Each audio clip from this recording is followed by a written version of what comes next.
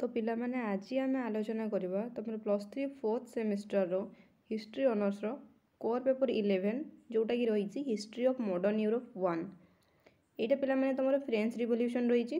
तो ये French revolution मुझे दुटा वीडियो बनई देती 5th सेमिस्टर।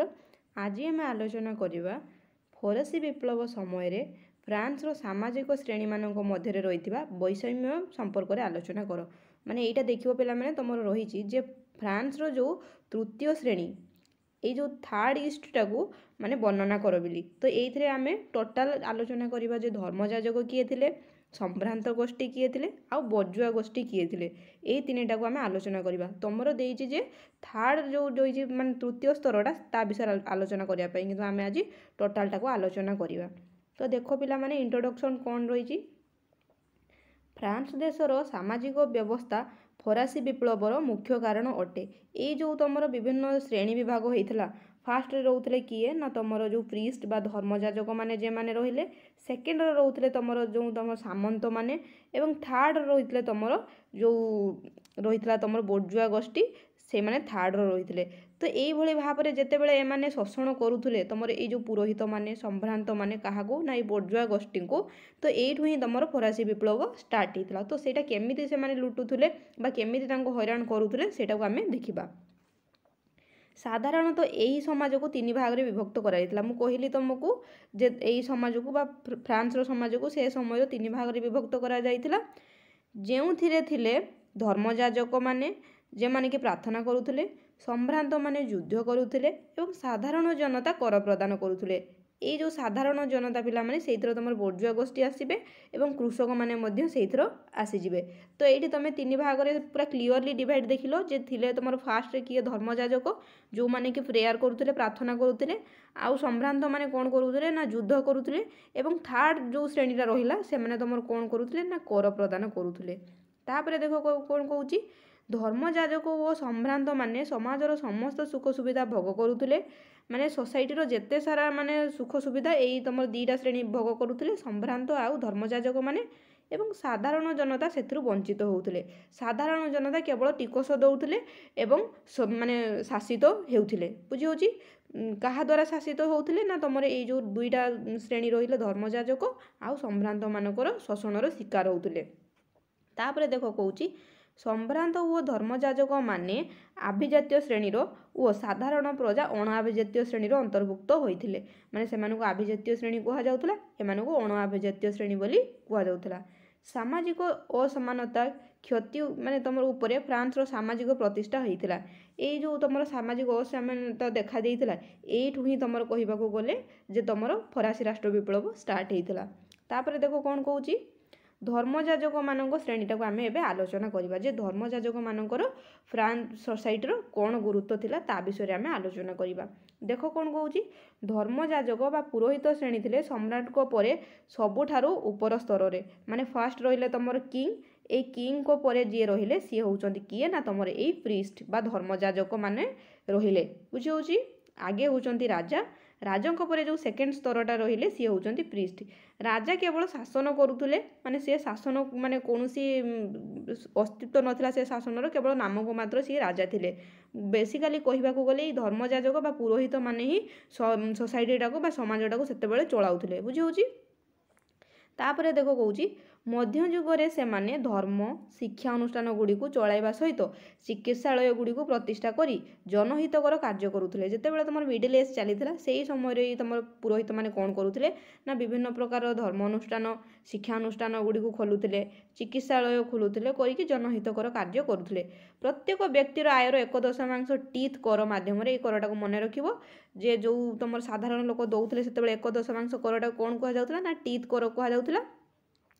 यही कर माध्यम लोक मैंने चर्च को देवा सहित धर्मजाजक गोष्ठी को सहायता करुले। माने जेहेतु तुम धर्मजाजक मैंने से कौन करुले ना साधारण लोकों एते सारा व्यवस्था करुले माने चिकित्सालय खोलिबा, धर्म अनुष्ठान शिक्षा अनुष्ठान खोलिबा, सेतिपई साधारण लोक कौन करुले ना 1.5 टीथ कर माध्यम तांको सहायता करुले। साधारणतः चर्च मानक अधीन से समय फ्रांस भू संपत्तिर 1/5 रोला बुझे माने से समय जो तुम चर्च रही चर्च पाखे 1/5 तुम भूमि रोला तेणु चर्च को फ्रांस राष्ट्र मध्य एक राष्ट्र कहुए। ये क्वेश्चनटा आसे जे चर्च को कहीं राष्ट्र मध्य राष्ट्र बोली कहुए। तो ये समस्ते जापर जेहेतु तुम से चर्च पाखे 1/5 भूमि रोला तो से तुम कहुला राष्ट्र मध्य एक राष्ट्र माने समस्ते कहा उपरे डिपेंड थिले ना यही चर्च उपरे।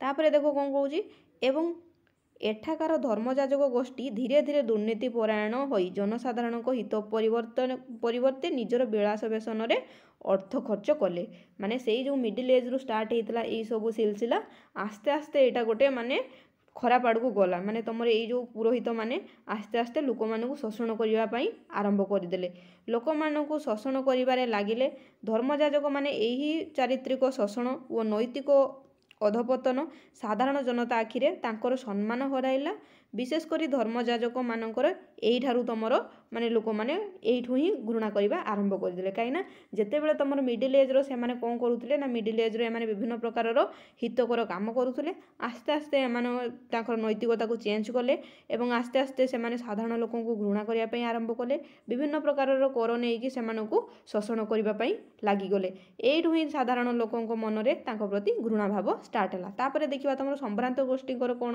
रोचे गुरुत्व द्वितीय आसीजे तुमर सामंत गोष्ठी बा संभ्रांत गोष्ठी बोली एमानकु कहुए।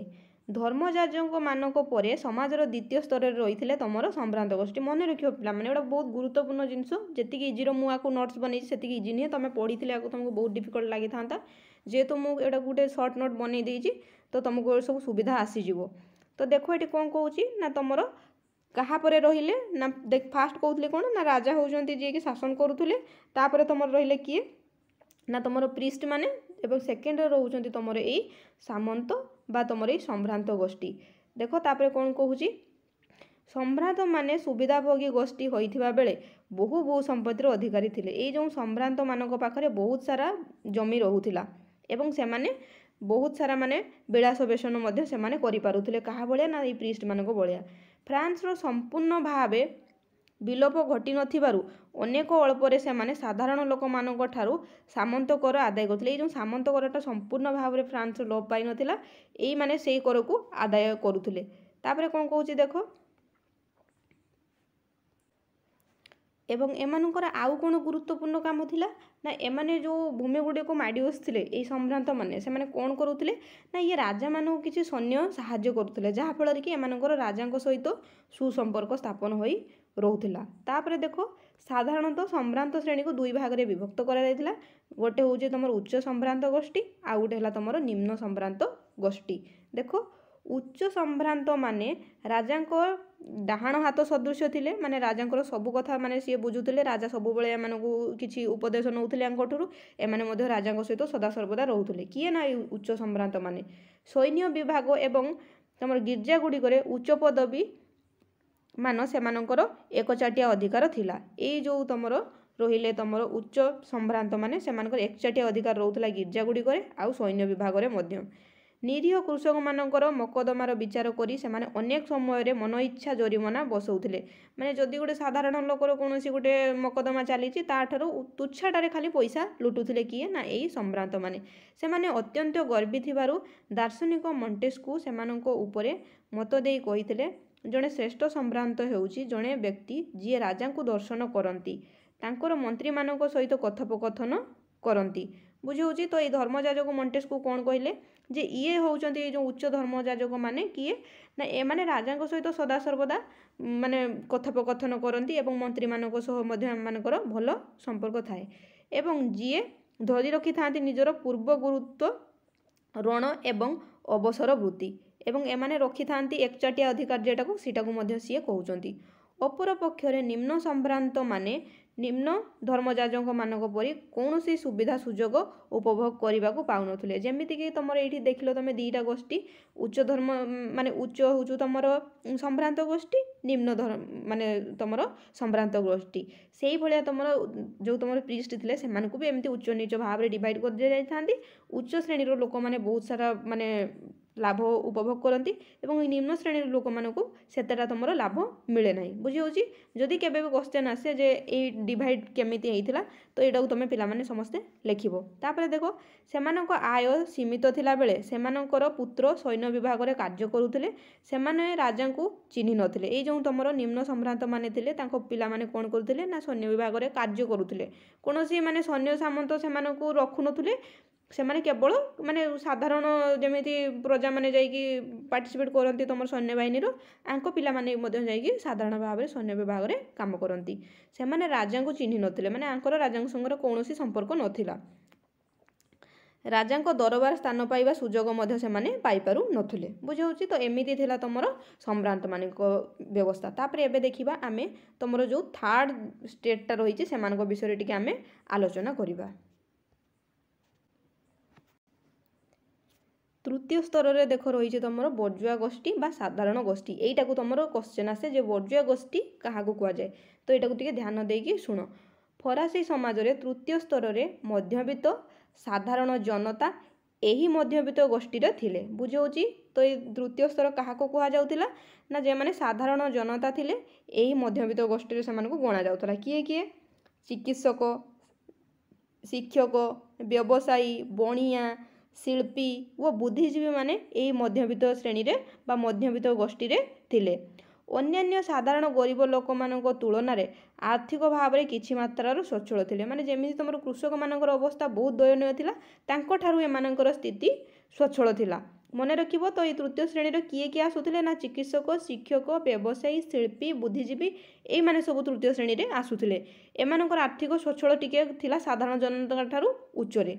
विद्या और बुद्धि रे सामंत तथा धर्मजाजक मानक ठारू यथेष्ट उन्नत थिले मध्य समस्त सुजोगरु वंचित होउथिले। जेहेतु एमाने माने पढ़ा लेखा लोक थिले तो एमाने तुमर जो साधारण लोकंक ठारू बहुत पढ़ा लेखा आगुआ थिले एमिति कि सेमाने संभ्रांत एवं धर्मजाजक मानक ठारू मध्य पढ़ा लेखा रे ज्ञान रे विद्या रे अधिक थिले तथापि भी एमानकु से सब सुविधा भोग करिया पई मिलु नथिला। तेणु से समय प्रचलित रीतिनीति को परिवर्तन करने फ्रांस बर्जुआ बा मध्यवित्त श्रेणी लोक मैंने बद्धपरिकर थिले। माने जेहेतु से माने जानी थिले जे सोसाइटी कौन चली केमिति शोषण करा जाउची एजुकेटेड लोक थिले तो से माने सब जिनस बुझी पारुथिले। सेथिपई से माने फास्ट चेष्टा करथिले जे समाजरो ए सब जिनस को हटेया पई। सेथिपई फ्रांस रो प्रसिद्ध सम्राट नेपोलियन बोनापार्ट कहिथिले फरासी विप्लवर मूल कारण मध्यवित्त गोष्ठी।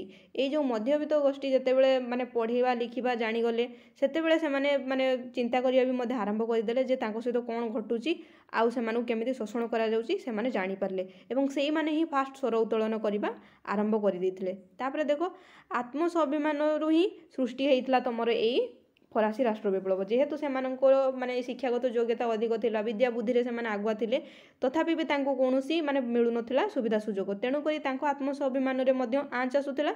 सेथिपई से माने आरंभ करिथिले तमर एई फरासी विप्लव।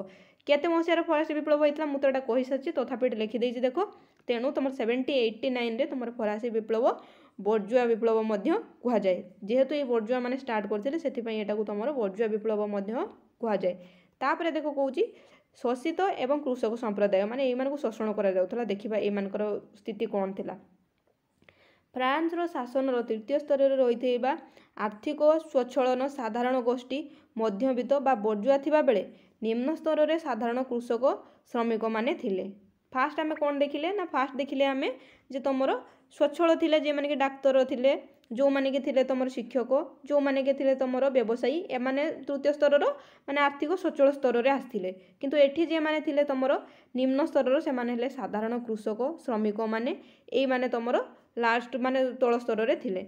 एमाने फ्रांस रो सर्वाधिक स्तर रे बसवास करुथिले मध्य राजा सामंत और धर्मजाज मानकु निज आयर पाखापाखि 55 भाग कर प्रदान करुथिले। माने तमे जो गोटे चिंता करे जेतिक इनकम करथिले तार 55% एमाने राजा को बा तुम जो धर्मजाजक रहिछंती संभ्रांत मानकु एमानकु कर रूप में देवाई पड़ूला। से भूमि कर कौन कौन कर दौले देख, से भूमि कर, आय कर, लवण कर, पथ कर, गिर्जा कर आदि प्रत्यक्ष और परोक्ष भाव में कर प्रदान करुले। देखिपार केते प्रकार से कर दौरान से टाइम ये टैक्स से सब पे करुले तुम से माने धर्मजाजक बा सम्भ्रांत मानू। धर्मजाजक गोष्ठी एवं सम्भ्रांत गोष्ठी कौन सी कर प्रदान करुनथुले, से खाली उपभोग करुले, एमान पाखु टैक्स नहीं कि विलास बेसन रहीकि निज लाइफ को एंजॉय करुले।